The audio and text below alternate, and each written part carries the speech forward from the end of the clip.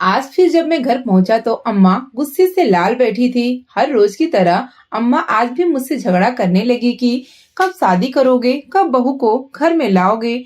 मैं भी अब सुख का सांस लेना चाहती हूँ। घर के काम कर करके थक चुकी हूँ। रोज की तरह आज कोई भी इनकार नहीं सुनूंगी। आज तुम्हें हाँ करनी ही पड़ेगी कि तुम शादी करने के लिए तैयार हो। अम्मा की शिकायतें खत्म होने का नाम ही नहीं ले रही थी। पता नहीं क्या सोचकर रखा हुआ है। तुम्हारी उम्र के लड़के तो 3-3 बच्चों के बाप बन चुके हैं, जबकि तुमने आज तक किसी लड़की को पसंद नहीं किया। जिस लड़की के बारे में बोलती हूँ उसके बारे में मना कर देते हो। पता नहीं किससे शादी करने के बारे में सोचा हुआ है। बता भी तो नहीं रहे हो। अगर मुझे कुछ बता भी दो फिर भी मैं उनके पास रिश्ता लेने के लिए चली जाऊं। अगर खुद को कोई लड़की पसंद नहीं है तो मुझे ही कह दो। मैं तुम्हारे लिए कोई लड़की पसंद करके तुम्हारी शादी करवा दूं। अब मैं इनकार बिल्कुल भी नहीं सुनूंगी। अम्मा की भी कोई गलती नहीं थी। वाकई मेरे मोहल्ले या मेरे रिश्तेदार में मेरे हम उम्र लड़के 2-2 बच्चों के बाप बन गए थे, जबकि मैं अभी तक अनन्या के इंतजार में अपनी जवानी बर्बाद कर रहा था। अनन्या से मैं बेइंतहा मोहब्बत करता था और मैं उसी से शादी करना चाहता था। पर जब भी मैं उससे शादी के लिए बोलता तो वह टाल मटोल देती और यही कहती कि मेरे घर वाले तुम्हारी बिरादरी में शादी करने से इनकार कर देंगे, क्योंकि हमारे खानदान में कभी भी कोई लड़की खानदान से बाहर नहीं गई है। इसलिए मेरे पापा से इस बारे में बात करना बिल्कुल ही बेकार है। अनन्या और मैं कॉलेज में साथ पढ़ते थे और भी मुझसे बहुत ज्यादा मोहब्बत करती थी। मैं तो शरीफ सा लड़का था। मुझे तो लड़कियों की तरफ आंख उठाकर देखने की भी आदत ही नहीं थी। अनन्या ने खुद ही मुझे पसंद किया और मुझसे मोहब्बत का इजहार किया। उसका इस तरह मुझे वक्त देना और मेरा इतना ज्यादा ख्याल रखना, मैं भी उसकी मोहब्बत में गिरफ्तार हो चुका था। अब तो मेरा एक पल भी अनन्या के बगैर जीना मुमकिन नहीं था। अगर वह एक बार बोलती कि तुम हमारे घर आओ, मेरी माँ बाप से मेरा रिश्ता मांगकर कोशिश करके देख लो, तो मैं भी एक पल की देर ना लगाता। पर अनन्या ने इन 5 सालों में मुझे कोई उम्मीद नहीं दिलाई थी। वो हमेशा मुझसे कहती थी कि मैं तुमसे बहुत ज्यादा मोहब्बत करती हूँ, मैं तुम्हारे बगैर बिल्कुल नहीं रह सकती। पर अपने माँ बाप को मनाने की बिल्कुल कोशिश नहीं करती थी और मैं अम्मा को शादी के लिए इनकार कर करके थक चुका था। अम्मा की भी कोई गलती नहीं थी। वो घर में बिल्कुल अकेली थी। हम 3 भाइयों को संभालना उनको अब मुश्किल लग रहा था। तीनों भाई हम जॉब करते थे और तीनों के कपड़े धोना, प्रेस करना, हम सबके खाने की जिम्मेदारी और घर की साफ सुथरी की जिम्मेदारी अम्मा पर ही था। अम्मा को मैंने हमेशा बोला था कि मैं आपके लिए कोई नौकरानी रख लेता हूँ, पर अम्मा को घर में नौकरानी का होना बिल्कुल पसंद नहीं था। वह घर का सारा काम खुद ही करना पसंद करती थी। मेरी अम्मा बहुत ही अच्छी औरत थी और सफाई पसंद थी। उनको नौकरानी का काम बिल्कुल अच्छा नहीं लगता था। ऐसा नहीं था कि हमारे घर में कोई नौकरानी शुरू से नहीं थी, बल्कि हमने काफी नौकरानी को रखकर देख लिया था। पर अम्मा को किसी का काम अच्छा नहीं लगा था, इसलिए उन्होंने सारी नौकरानियों को जवाब दे दिया। क्योंकि मैं सबसे बड़ा था, इसलिए अम्मा सबसे पहले मेरी शादी करवाना चाहती थी। बड़े के होते हुए अगर छोटे भाई की शादी हो जाए तो लोग हमेशा बातें ही बनाते रहते हैं कि बड़ा शादी क्यों नहीं कर रहा, जरूर कोई न कोई मसला होगा। इसलिए अम्मा नहीं चाहती थी कि कोई भी मेरे बारे में जरा सी भी बात बनाए। मैं बचपन से ही अम्मा को बहुत ज्यादा प्यारा था, क्योंकि मैं उनकी पहली औलाद भी था और मैं बचपन में काफी बीमार भी रहा था। इसलिए जिस बच्चे को इंसान ज्यादा वक्त देता है और उसकी देखभाल करता है और उसकी बीमारी देखता है, तो वो बच्चे अपने माँ बाप को बहुत ज्यादा प्रिय हो जाता है। मेरे लिए और मेरे भाइयों के लिए मोहल्ले से और रिश्तेदारों से काफी सारे रिश्ते आए हुए थे, पर अम्मा ने सबको इनकार कर रखा था। क्योंकि मैं अम्मा को इनकार कर देता था कि मैं अभी किसी से भी शादी नहीं करना चाहता और आप मेरे लिए कहीं पर भी रिश्ता न दें, कि अब अम्मा की उम्र भी काफी हो गई थी। वो घर की और हम भाइयों की जिम्मेदारी नहीं उठा पा रही थी और वो दिन पर दिन कमजोर होती जा रही थी। इसलिए मुझे अपनी माँ का बहुत ज्यादा एहसास था। मैंने आज अनन्या से 2 टूक बात कर ही ली थी कि अगर तुम्हें मुझसे शादी करनी है तो बता दो, वरना ये मत कहा करो कि मैं तुमसे बेइंतहा मोहब्बत करती हूँ। मैं तुम्हारे बगैर नहीं रह सकती। अगर तुम मेरे बगैर न रह सकती होती तो तुम घर में अपने माँ बाप से मेरे लिए बात कर चुकी होती। तुम्हें मुझसे शादी ही नहीं करनी। तो इस बात पर अनन्या मुझसे काफी ज्यादा नाराज हो गई। मैं अनन्या की नाराजगी बिल्कुल बर्दाश्त नहीं कर सकता था, क्योंकि मैं उससे बहुत ज्यादा मोहब्बत करता था। उसने अपना फोन नंबर बंद कर दिया तो मैं और परेशान होने लगा, क्योंकि वो मुझसे बहुत ज्यादा नाराज थी और मैं उससे बातचीत सिर्फ फोन पर ही करता था। मेरा और अनन्या का मिलना बहुत कम होता था। कभी कभार ही मैं कहीं दूर से अनन्या की झलक देख लेता था, वरना हम दोनों कभी किसी रेस्टोरेंट में या किसी होटल में नहीं मिलते थे, क्योंकि मैं अनन्या को हमेशा इज्जत देना चाहता था। मैं उसको इस तरह होटलों में बिठाकर बदनाम नहीं करना चाहता था, इसलिए हम फोन पर ही बातें करते थे। और कॉलेज की पढ़ाई पूरी होने के बाद हम दोनों सिर्फ फोन पर ही बात करने को सही समझते थे। अनन्या ने जब अपना नंबर बंद कर दिया तो मैंने अनन्या की एक दोस्त को कॉल कर दी, क्योंकि अनन्या अक्सर उस दोस्त के नंबर से भी मुझे कॉल कर लिया करती थी। जब कभी उसके फोन में पैकेज ना होता था या उसके फोन की बैटरी खत्म हो जाती थी। अनन्या की दो दोस्त उसकी कजिन थी जो उसके साथ ही रहती थी।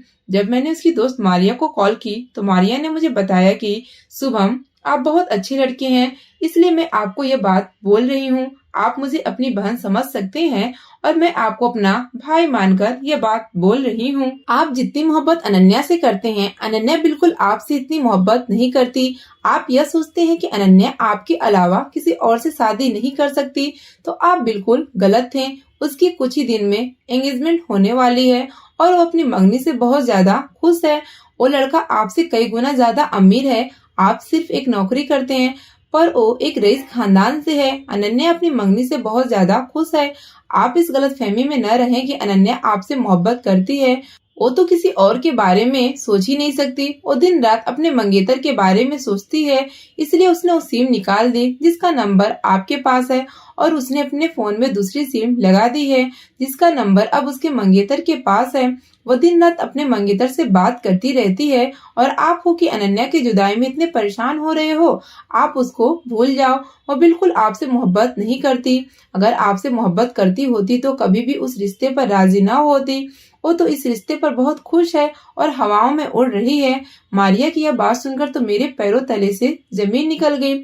मुझे अनन्या की हर वो बात याद आ रही थी जब वो मुझे कहती थी कि मैं तुम्हारे बगैर एक पल भी नहीं रह सकती और न ही किसी और के बारे में सोच सकती हूँ। अनन्या की नाराजगी सिर्फ एक बहाना थी। उसने अपने मंगेतर से बात करने के लिए नंबर बंद किया हुआ था और दूसरा नंबर ऑन कर लिया था। अनन्या की सच्चाई अब मेरे सामने आ चुकी थी।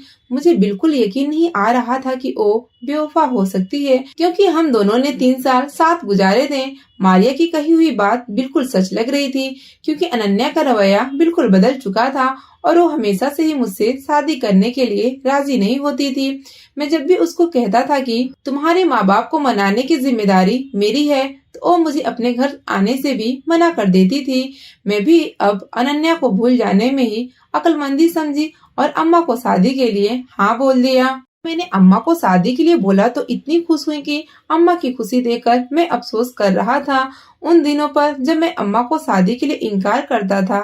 हर माँ बाप की कितना सपना होता है और अरमान होते हैं अपने बच्चे की शादी को लेकर, और मैंने अम्मा को इतना इंतजार करवाकर बहुत गलत किया था। अनन्या को भूलना तो मेरे लिए बहुत ही मुश्किल था, पर उसकी बेवफाई के बारे में सोचकर मैं उसको याद करना बिल्कुल नहीं चाहता था। जब से अम्मा को शादी के लिए हाँ की थी, तब से अम्मा ने मेरे लिए एक लड़की देखना शुरू कर दी। कुछ ही दिनों में मोहल्ले की एक बहुत ही अच्छे खानदान की लड़की मुझे मिल गई जिसका नाम अंजलि था। अम्मा ने अंजलि के साथ मेरी मंगनी कर दी और कुछ ही दिनों में शादी करने का फैसला किया।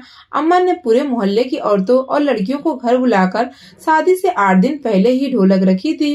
घर में इतनी रौनक आ गई थी जिसे देखकर अम्मा बहुत ज्यादा खुश होती थी और अम्मा को खुश देखकर मैं बहुत खुश होता था। उन्हीं दिनों में अम्मा की तबीयत अचानक एक रात बिगड़ गई और वो रात के तकरीबन 3 बजे मुझे आवाज लगाने लगी। अम्मा की आवाज सुनते ही मैं एकदम परेशान हो गया कि इस वक्त अम्मा को क्या जरूरत आ गई है जो मुझे आवाज लगा रही हैं, क्योंकि मेरा कमरा अम्मा के कमरे से थोड़ा दूर था। मेरे दोनों भाई घर पर नहीं थे। वो अपनी नौकरी के सिलसिले में दूसरे शहर रहते थे। अम्मा की आवाज सुनकर मैं उसी वक्त दौड़ता हुआ माँ के पास चला गया, क्योंकि मैं उस वक्त अनन्या को याद करके रो रहा था। मुझे उसकी याद में रातों को नींद बहुत कम आती थी। मैं अम्मा के पास जैसे ही पहुंचा तो अम्मा तेज तेज सांसें ले रही थी। मैंने उनको पानी पिलाया और उनसे पूछने लगा कि तबीयत कैसी है। ये सब बताने से पहले ही अम्मा बेहोश हो गई। अम्मा को बेहोश देखकर मैं बहुत परेशान हो गया और उनको उठाकर फौरन ही अपनी गाड़ी में डालकर अस्पताल ले गया। अस्पताल पहुंचने के बाद डॉक्टर ने अम्मा का चेकअप किया और उनको 1-2 इंजेक्शन लगाए, जिसके बाद डॉक्टर ने मुझे कहा कि इनको आराम की जरूरत है, आप इनको आराम करने दें। कल सुबह होते ही हम उनके कुछ जरूरी टेस्ट करेंगे। मुझे अम्मा की बहुत ज्यादा फिक्र हो रही थी, क्योंकि पहले भी वो मेरी खातिर काफी परेशान रही हैं और अब मैं अम्मा को सिर्फ और सिर्फ खुशियां ही देना चाहता था। मैं उनको इस तरह बीमार नहीं देखना चाहता था। मैं यही चाहता था कि अब मैं अम्मा की हर ख्वाहिश और उनकी हर खुशी का ख्याल करूंगा। अम्मा अगली सुबह को जैसे ही होश में आए तो मुझे बुलाने लगी। मैं उठकर फौरन ही उनके पास गया। अम्मा ने मुझे कहा कि बेटा, मुझे लगता है अब मेरे दिन कम हो गई है। मैं तुम्हारी शादी अब जल्द से जल्द करना चाहती हूँ। मैंने माँ को कहा, भगवान मेरी जिंदगी भी आपको दे, आप इस तरह की क्यों बोल रही हैं। अम्मा ने मुझे कहा कि मैं तुम्हारी शादी करवाना चाहती हूँ, क्योंकि शादी में तो अभी 1 हफ्ता ही रह गया था। मैंने माँ को कहा, अम्मा 8 दिन बाद शादी है। तो अम्मा ने कहा, जो शादी 8 दिन बाद करनी है वो कल ही कर दे तो बेहतर रहेगा।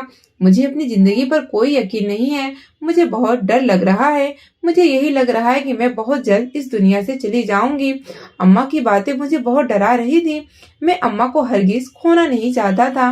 मैंने फौरन डॉक्टर से बात की और उनसे टेस्ट करने के बारे में बोला, जो डॉक्टर ने कल रात को मुझे करवाने के लिए बोला था। डॉक्टर ने टेस्ट लिख कर दिए तो मैं फौरन ही अम्मा को पैथोलॉजी ले गया। वहाँ टेस्ट करवाने के लिए डॉक्टर ने बोला कि अब जब तक रिपोर्ट्स आ जाए तब तक तुम अपनी माँ को घर ले जा सकते हो। मैं अपनी अम्मा को घर ले आया और डॉक्टर की दी हुई दवाइयाँ उनको खिलाता रहा। मैं अपनी अम्मा का बहुत ज्यादा ख्याल रखने लगा और उनकी यह बात भी मेरे दिमाग में थी कि वो मेरी शादी देखना चाहती हैं। मैंने अंजलि की अम्मी को फोन करके अम्मा को पकड़ा दिया। अम्मा ने अंजलि की माँ को सारी बात बता दी कि मैं अब शुभम की शादी कल ही करना चाहती हूँ और शादी को धूमधाम से नहीं होगी, सादगी के साथ होगी।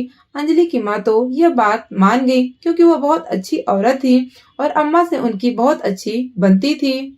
वो फौरन ही अम्मा की तबीयत पूछने के लिए आ गईं और सारी बातें अम्मा और अंजलि की माँ ने साथ बैठकर तय कर ली। कल शाम को ही शादी मंदिर में हो जाएगा। अगली सुबह तक मेरे दोनों भाई आ चुके थे, क्योंकि उनको मैंने पहले ही फोन करके आगाह कर दिया था कि अम्मा की तबीयत बहुत ज्यादा खराब हो गई है।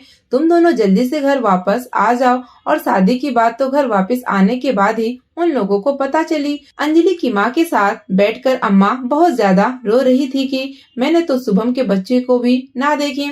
मैं तो हमेशा कहती थी कि बेटा, वक्त से पहले शादी कर लो। तुम्हारी शादी देखना चाहती हूँ, मैं तुम्हारी दुल्हन देखना चाहती हूँ। अब तक तो शुभम के 3-4 बच्चे हो जाते हैं। वो भी अपनी जिद पर डटा रहा और मेरी एक न माना। अब तो मैं उसके बच्चों का अरमान लेकर ही यहाँ से चली जाऊंगी। अम्मा की ये बातें मुझे बहुत डरा रही थी और मैं अम्मा की अब हर ख्वाहिश पूरी करना चाहता था। शाम को मंदिर में बहुत ही सादगी से अंजलि के साथ मेरा शादी हो गया और वो मेरी बीवी बनकर हमारे घर आ गई। अंजलि को देखकर अम्मा बहुत ज्यादा खुश होने लगी।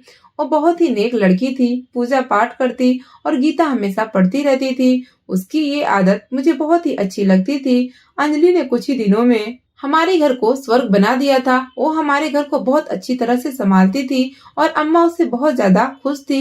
अंजलि धीरे धीरे मेरे दिल में अपने लिए जगह बनाती जा रही थी। जिस तरह वह अम्मा की सेवा करती थी, मुझे उस पर बहुत ही प्यार आता था। शादी के तकरीबन 4 दिन बाद अम्मा की रिपोर्ट आनी थी, जो मैं लेने के लिए अस्पताल चला गया।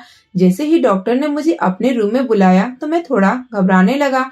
डॉक्टर ने मुझे अम्मा की रिपोर्ट दिखाते हुए कहा कि तुम्हारी माँ को कैंसर है और वो भी लास्ट स्टेज पर। यह खबर सुनते ही मेरे पैरों तले से जमीन निकल गई और सर पर आसमान टूट पड़ा। मुझे यकीन नहीं आ रहा था कि इतनी जल्दी अम्मा को कैंसर जैसी बीमारी ने जकड़ लिया, क्योंकि दिखने में तो अम्मा बिल्कुल ही सेहतमंद और तंदुरुस्त लगती थी। डॉक्टर ने मुझे बताया था कि अक्सर यह बीमारी लास्ट में ही नजर आती है, तब तक इंसान को अंदर से खत्म कर चुकी होती है। डॉक्टर की सलाह से मैंने अम्मा की दवाइयाँ ली और फौरन ही घर चला गया। अब मैं दिन रात अम्मा की देखभाल करना चाहता था और उनके कदमों में रहना चाहता था। अंजलि भी अम्मा की दिलो जान से देखभाल करती थी। मैंने अम्मा की बीमारी के बारे में अपने दोनों भाइयों और अंजलि को बता दिया था कि अब अम्मा की सिर्फ यह ख्वाहिश थी कि वो मेरा बच्चा देख लें। शादी के 1 महीना गुजर जाने के बाद मैं अंजलि को डॉक्टर के पास ले गया और कंसीव करने के लिए डॉक्टर से इलाज ले लिया। डॉक्टर ने हमें पहले तो कहा कि 2 साल तक तो आपको इंतजार करना पड़ेगा। अगर 2 साल तक आपकी बीवी कंसीव नहीं करती तो फिर हम इलाज करेंगे। पर मैंने डॉक्टर को अपनी मजबूरी बता दी तो डॉक्टर भी हमारी मजबूरी को समझ गए और उसने अंजलि को इलाज दे दिया। अम्मा दिन पर दिन कमजोर होती जा रही थी और उनकी यह कमजोरी मुझसे देखी नहीं जा रही थी। शादी के 3 महीने के बाद अंजलि उम्मीद से हुई तो ये खबर सुनने के बाद अम्मा थोड़ी बहुत खुश नजर आने लगी। थोड़ी बहुत नहीं बल्कि बहुत ज्यादा खुश लगने लगी। अम्मा यह खबर सुनने के बाद पूरे मोहल्ले में मिठाई बांटना चाहती थी। मैंने भी हलवाई की पूरी दुकान ही खरीद कर अम्मा के सामने रख दी, जिसे अम्मा ने खुद अपने हाथों से मोहल्ले में बांटा और मोहल्ले की सारी औरतें अम्मा को मुबारकबाद देने आईं तो अम्मा बहुत खुश हो रही थी। यह खुशी मेरे लिए बहुत थी और मैं इसी तरह उनको हर वक्त खुश रखना चाहता था, क्योंकि अम्मा की बीमारी ने हम तीनों भाइयों को अंदर से खत्म कर दिया था। हम अपनी माँ को खोना नहीं चाहते थे, क्योंकि अम्मा ने पापा के बाद हमें माँ बाप दोनों बनकर पाला था। अम्मा ने हम तीनों भाइयों को पालने में कितनी मुश्किलों का सामना किया था वो सिर्फ हम जानते थे और ये लफ्जों में बयां करना बहुत ही मुश्किल है। अम्मा के इलाज में थोड़ी नहीं बल्कि बहुत ज्यादा पैसे खर्च जा रहे थे और चूंकि मैं अम्मा के इलाज में बिल्कुल लापरवाही नहीं कर सकता था तो मैंने अपनी पूरी जमा पूंजी अम्मा के इलाज पर खर्च कर दी थी। बल्कि मैंने तो अपने दोस्त और जान पहचान से कर्ज लेकर भी अम्मा के इलाज पर लगा दिया था, क्योंकि मैं किसी भी सूरत में अम्मा को ठीक होता देखना चाहता था। पर यह बहुत बुरी बीमारी होती है, इंसान को खत्म कर देती है। अंजलि के महीने भी दिन पर दिन बढ़ते जा रहे थे और अम्मा उसका बहुत ख्याल रखती थी। अम्मा को जितनी भी तकलीफ होती थी मगर वो अंजलि को हरगिज कोई काम न बोलती कि कहीं उसको या उसके बच्चे को कोई तकलीफ न पहुंचे। अंजलि के महीने तकरीबन पूरे होने वाले थे और मुझे उसकी डिलीवरी की बहुत ज्यादा टेंशन थी, क्योंकि अब मैं बिल्कुल खाली हाथ हो चुका था। अम्मा के इलाज में मेरे सारे पैसे खत्म हो चुके थे। मैंने पैसों का बंदोबस्त करने की बहुत कोशिश की पर कुछ भी नहीं कर पाया और उसकी तबीयत अचानक बिगड़ने लगी। उसको दर्द शुरू हो गए तो अम्मा ने मुझे कहा कि जल्दी से इसको अस्पताल ले जाओ और अंजलि की माँ को भी साथ ले जाओ। मैंने अंजलि की माँ को साथ लिया और उन्हें लेकर अस्पताल चला गया मेरे पास कुछ 1000 रुपए ही थे। डॉक्टर ने मुझे पैसे लाने के लिए बोला। अंजलि की तकलीफ धीरे धीरे बढ़ती जा रही थी पर डॉक्टर ने मुझे कहा कि डिलीवरी होना मुमकिन नहीं है, ऑपरेशन ही करनी पड़ेगी, क्योंकि नॉर्मल डिलीवरी होगी तो माँ और बच्चा दोनों में से कोई एक ही बच पाएगा, इसलिए जरूरी है कि ऑपरेशन किया जाए। ऑपरेशन के लिए तकरीबन 1 लाख रुपए की जरूरत आएगी। मुझे और कुछ न सूझा तो मैं उसी वक्त दौड़ता हुआ अपने बॉस के पास चला गया जहाँ पर मैं नौकरी करता था। बॉस से मैंने 1 लाख रुपए मांगे तो उन्होंने मुझे साफ इनकार कर दिया, क्योंकि मैं 3 लाख रुपए पहले भी एडवांस ले चुका था और वो मैंने अम्मा के इलाज में खर्च कर दिए थे। मैंने अपने बॉस से काफी मिन्नतें की पर वो मेरी बात मानने से इनकार कर दिया। इतनी ही देर में मेरे मोबाइल की घंटी बजी। मैंने जैसे ही कॉल रिसीव की तो आगे से मुझे आवाज सुनाई दी कि आपकी बीवी की डेथ हो चुकी है, आप जल्दी से अस्पताल आ जाएं। यह खबर सुनते ही मेरे सर पर आसमान टूट पड़ा और मैं वहीं ऑफिस में खड़ा जोर जोर से रोने लगा। मेरे रोने की आवाज सुनकर सारा ऑफिस का स्टाफ जमा हो गया, जो मुझे चुप करवाने में भरपूर कोशिश कर रहे थे। पर मैं उस वक्त कैसे चुप कर सकता था, क्योंकि इस वक्त सिर्फ मेरी बीवी नहीं बल्कि मेरा बच्चा भी दोनों मर चुके थे। मैं एक साथ 2 को खो चुका था। मैं यह बात अपने ऑफिस में खड़े खड़े कुछ खास दोस्तों को कह रहा था। मैं अपनी बीवी और अपने बच्चे दोनों को खो दिया। मेरे कुछ खास दोस्त मेरे साथ साथ ही रोए जा रहे थे, क्योंकि ऑफिस में जो लोग थे उनसे मेरी काफी अच्छी जान पहचान थी और बहुत अच्छी दोस्ती हो चुकी थी। खबर सुनते ही मेरे बॉस ने मुझे बोला कि तुम्हारी बीवी कौन से हॉस्पिटल में है। मैंने अस्पताल का नाम बताया तो मेरे बॉस बोले मेरी बीवी भी उसी अस्पताल में डॉक्टर है, मैं उसको अभी कॉल करता हूँ। मेरे बॉस ने मेरा हाथ पकड़ा और अपनी गाड़ी में बिठाकर अस्पताल की तरफ जाने लगा। वह गाड़ी में बैठकर गाड़ी चलाते हुए साथ साथ अपनी बीवी से भी बात कर रहा था और उसको बोल रहा था कि अंजलि की अभी अभी डेथ हुई है, हो सकता है उसका बच्चा जिंदा हो, जल्दी से ऑपरेशन करके उसके बच्चे को बाहर निकालो, ऑपरेशन का सारा खर्चा मैं ही उठाऊंगा। मेरे बॉस की यह बात सुनने के बाद मेरे दिल में थोड़ी बहुत उम्मीद जागी कि शायद हो सकता है मेरा बच्चा बच जाए, क्योंकि मैं अपनी बीवी को तो खो ही चुका था। तेज रफ्तार से चलती हुई गाड़ी जब अस्पताल के दरवाजे पर रुकी तो मैं भागता हुआ अंदर गया, जहाँ पर अंजलि की माँ रो रही थी और मुझे कह रही थी कि अंजलि हमें छोड़कर हमेशा के लिए चली गई है। मैं तो अपनी सास की नजरों से नजरें भी नहीं मिला पा रहा था, क्योंकि यह सब कुछ मेरी ही वजह से हुआ था। मैं पैसों का बंदोबस्त नहीं कर पाया, इसलिए ही अंजलि ये दुनिया छोड़कर चली गई। अगर मैं वक्त पर पैसे ले आता तो शायद उसका ऑपरेशन हो जाता और वह बच जाती। मेरी बॉस की बीवी जो कि डॉक्टर थी, वो ऑपरेशन थिएटर में थी जहाँ पर अंजलि थी, और वो डॉक्टर अपनी पूरी कोशिश कर रही थी कि वो किसी तरह मेरे बच्चे को बचा ले। थोड़ी देर में नर्स ऑपरेशन थिएटर से निकली और उसके हाथ में एक छोटी सी बच्ची थी। वो बिल्कुल बेजान थी, मुझे नहीं लग रहा था कि इसमें जरा सी भी सांस बाकी है। वो दौड़ती हुई ऑक्सीजन रूम में चली गई और बच्चे को ऑक्सीजन लगा दिया। बॉस की बीवी डॉक्टर ने कहा कि इस बच्चे को ऑक्सीजन की सख्त जरूरत है और उसमें जान अभी भी बाकी है, हो सकता है ऑक्सीजन के जरिए यह सांस ले ले, अब सिर्फ दुआ ही की जरूरत है। मैं रो रो कर भगवान से दुआ कर रहा था कि मेरी बच्ची की जान बच जाए, और भगवान ने मेरी सुन ली। थोड़ी ही देर में मेरी बच्ची को मेरे पास ले आई और वो मेरे हाथों में पकड़ा दी, जो मेरी तरफ देखकर मुस्कुरा रही थी। मैं उसको देखकर मुस्कुराऊं या रोऊं मुझे पता ही नहीं चल रहा था। मेरे हाथों में मेरी बच्ची थी, जिसको यह मालूम तक नहीं था कि उसकी माँ अब इस दुनिया में नहीं है। उसे अपनी सारी जिंदगी बगैर माँ के ही गुजारनी है। मैं अपनी बीवी के शव को अपने घर ही लेकर जा रहा था तो मेरी सास यानी कि अंजलि की माँ ने मुझे रोक लिया और कहा कि मैं अपनी बेटी को अपने घर ही लेकर जाऊंगी। तुम्हारी माँ की तबीयत पहले से ही सही नहीं है, इसलिए उनकी सेहत के लिए भी यह ठीक नहीं है कि उनको अभी अंजलि की मौत के बारे में पता चले। अंजलि की माँ अंजलि को लेकर अपने घर चली गई। मुझे अंजलि की मौत का बहुत ज्यादा दुख था, पर मुझे अपनी बच्ची को भी संभालना था, इसलिए अब मुझे हिम्मत से ही काम लेना था। मैंने सोचा पहले अपनी बच्ची को अम्मा के पास ले जाता हूँ और फिर अंजलि का अंतिम संस्कार करवाता हूँ। मैं अपनी बच्ची को लेकर जैसे ही अम्मा के रूम में पहुंचा तो अम्मा को देखकर तो मेरी जान ही निकल गई, क्योंकि अम्मा के कपड़ों पर सारा खून लगा हुआ था और वो बेहोश हुई पड़ी थी। उन्होंने शायद खून की उल्टियां की थी, जिसकी वजह से सारा खून उनके चेहरे और उनके कपड़ों पर लग गया था। मैंने बच्ची को सोफे पर लिटाया और अम्मा को आवाज देना शुरू कर दी। मैंने पानी के छींटे अम्मा को लगाए, पर अम्मा कोई भी रिस्पांस नहीं दे रही थी। मैं समझ गया कि अम्मा अब हमें छोड़कर हमेशा के लिए जा चुकी हैं। मैं चीख चीख कर रोने लगा। अंजलि के साथ साथ अब मैं अम्मा को भी खो चुका था। मुझ पर इतनी बड़ी क़यामत एक साथ टूट सकती है, मैंने कभी सोचा भी नहीं था।